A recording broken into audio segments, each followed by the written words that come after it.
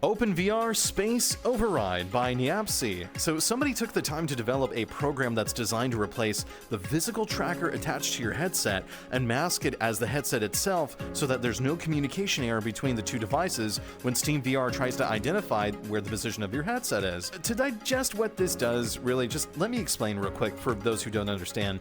So when you have a wireless headset like the Quest Pro, for example, or the Vive Focus Vision or the Quest 3, usually what you do to avoid constantly using, the space calibrator is when you go AFK or when your tracking goes off, is that you have a physical tracker attached to your headset with Velcro or something you get at the hardware store. Usually this is like a Vive 3.0 tracker or a Tundra tracker or something similar, but when you do this, you don't have to space calibrate every time you go AFK or when you lose tracking. So far, that's fine, but what tends to happen sometimes is that the tracker only communicates with SteamVR, not the headset.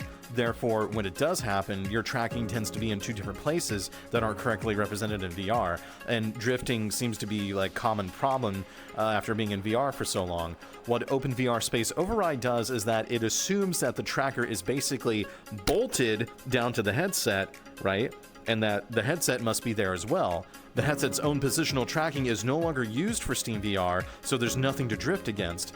So essentially, SteamVR is treating the Vive tracker as the source of truth for the headset's true location. This is free on GitHub, and it has helped a lot of people out with tracking issues that stem from this, though some results have been mixed and varied. But if you're curious about this, and if you're constantly using Space Calibrator and it's causing trouble for you, then try this out and see if it helps. I mean, it's free, so you really have nothing to lose.